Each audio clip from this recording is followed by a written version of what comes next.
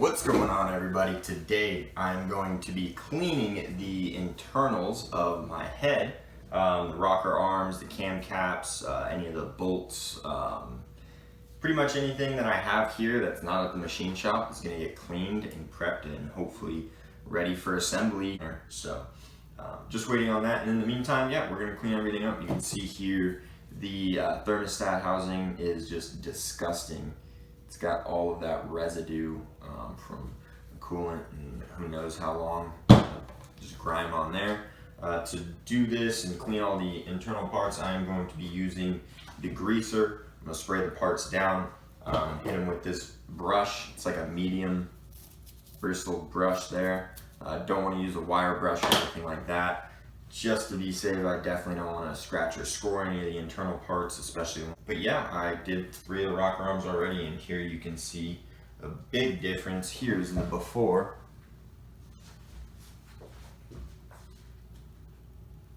And after.